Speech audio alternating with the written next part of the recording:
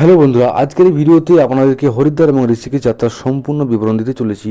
আজকের এই ভিডিওতে আমরা হরিদ্বার এবং ঋষিকেশ একসাথে কভার করব, কারণ সবাই হরিদ্বারে ঘুরতে গেলে ঋষিকেশও কভার করে নেয়। তো আপনারা যদি হরিদ্বার এবং ঋষিকেশ ঘুরতে যাওয়ার প্ল্যানিং করছেন, তাহলে এই ভিডিওটি আপনাদেরকে অনেক হেল্প করবে। হরিদ্বার এবং ঋষিকেশ, যেটা উত্তরাখণ্ড রাজ্যের দেরাদুন জেলায় অবস্থিত। তো এই ভিডিওতে আপনারা জানতে পারবেন এখানে কীভাবে যাবেন, কোন কোন হোটেলে থাকবেন, কোথায় ধর্মশালা নেবেন, দর্শন করার সুন্দর জায়গা ইত্যাদি ইত্যাদি। তাই A to Z কমপ্লিট ইনফরমেশনের জন্য ভিডিওটি পুরো দেখুন। তো চলুন প্রথমে জেনে নিই সর্বপ্রথম কোথায় আসতে হবে। অ্যাকচুয়ালি আমি আপনাদেরকে অ্যাডভাইস করবো যে আপনারা আপনাদের যাত্রা প্রথমেই হরিদ্বার থেকে শুরু করুন। এখানে দর্শন করা এবং ঘোরার পর আপনারা ঋষিকেশের জন্য যেতে পারেন। এখানে আসার সবথেকে সহজ উপায় হলো ট্রেন। যে কোনো বড় বড় স্টেশন থেকে হরিদ্বার স্টেশন পর্যন্ত ট্রেন আপনারা পেয়ে যাবেন। এবং আপনারা যদি ফ্লাইটে করে আসতে চান, তাহলে নিয়ারেস্ট এয়ারপোর্ট দেরাদুনে রয়েছে, যেটা হরিদ্বার থেকে প্রায় 38 কিলোমিটার দূরে অবস্থিত।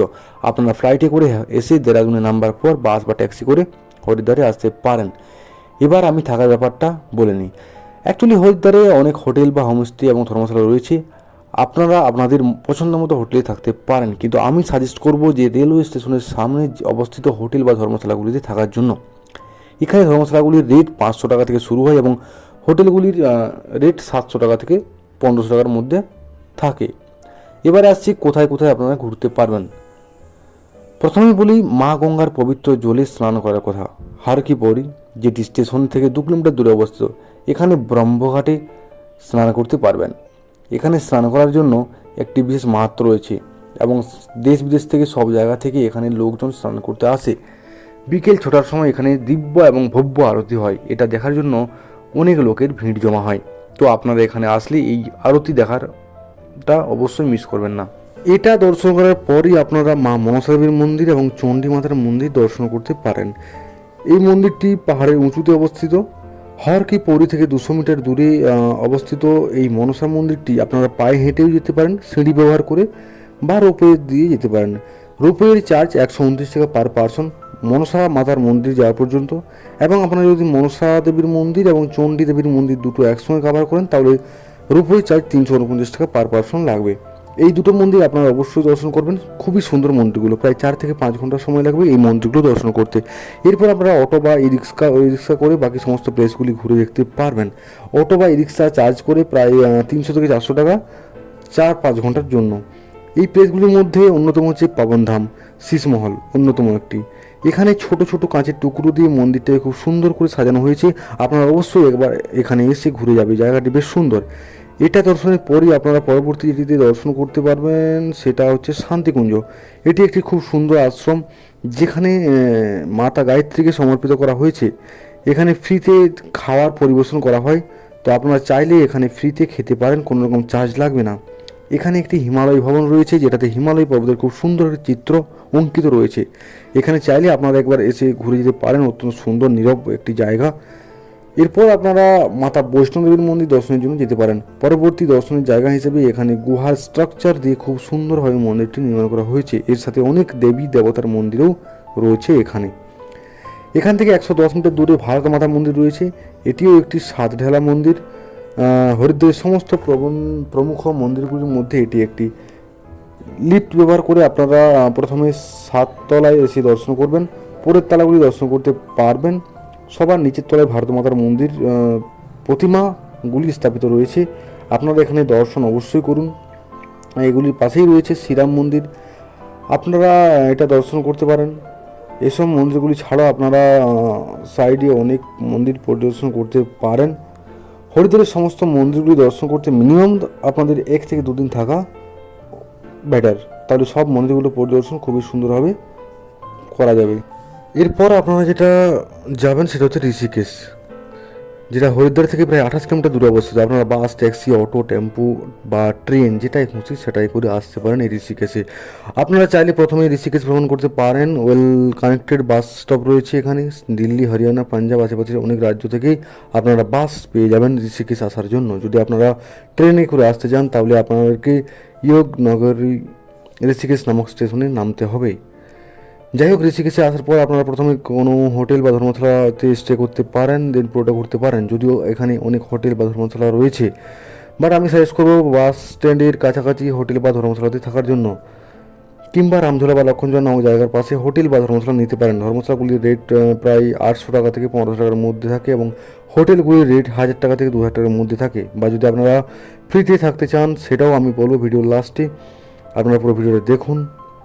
এরপরের গন্তব্য হচ্ছে রামঝোলা। এটি ঋষিকেশের সবচেয়ে প্রমুখ স্থান। এই সুন্দর ব্রিজটি গঙ্গার এক কিনারার সাথে অন্য একটি কিনারার সাথে সংযোগ স্থাপন করেছে। যখন আপনারা এই ব্রিজটির মধ্যম স্থানে গিয়ে পৌঁছাবেন তখন আপনাদেরকে মনে হবে যে আপনারা কোনো একটি দোলনার উপর দাঁড়িয়ে আছেন, কারণ এটি প্রচুর দোলতে থাকে যখন মধ্যবর্তী স্থানে থাকবেন আপনারা।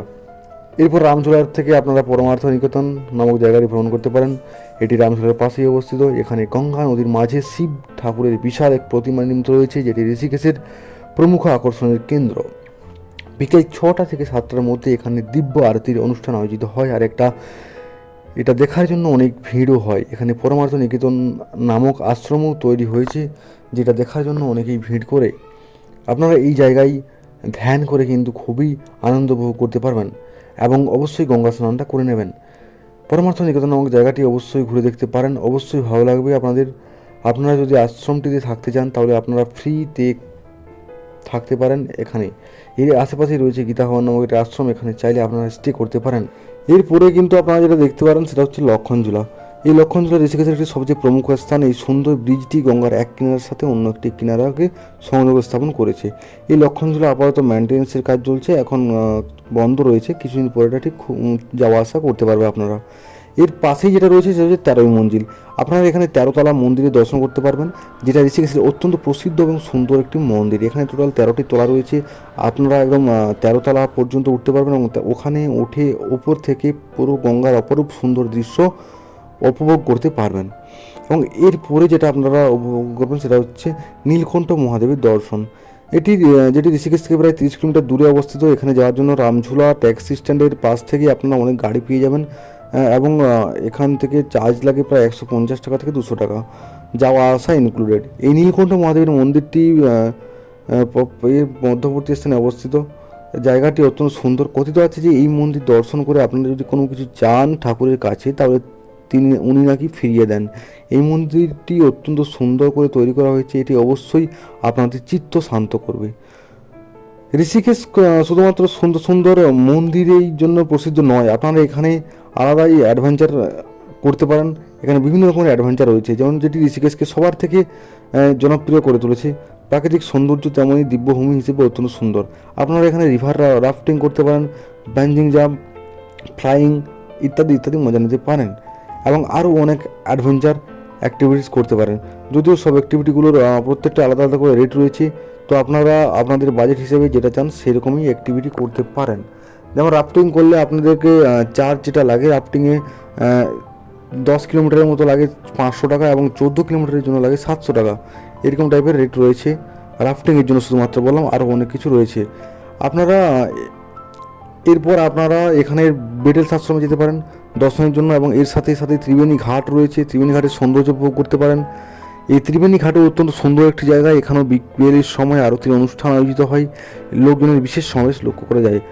আপনারা ঋষিকেশেও 2 দিন থেকে সমস্ত প্রমুখ এবং প্রসিদ্ধ স্থানে দর্শন করতে পারেন।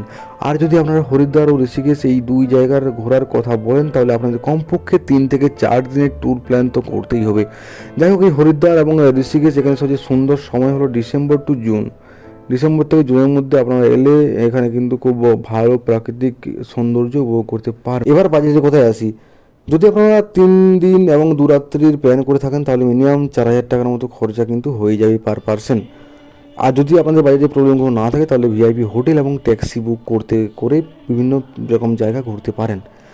বন্ধুরা, আপনাদেরকে এই ভিডিওতে হরিদ্বার এবং ঋষিকেশের ভ্রমণের সমস্ত তথ্য দেওয়ার সম্পূর্ণ চেষ্টা করেছি। এরপরেও যদি আপনাদের কোনো কিছু জানার থাকে তাহলে অবশ্যই কমেন্ট করে জানাও এবং ভিডিওটি ভালো লাগলে অবশ্যই কমেন্ট করো এবং ভিডিও অবশ্যই সাবস্ক্রাইব করে রাখো পরবর্তী ভিডিও পাওয়ার জন্য। ধন্যবাদ।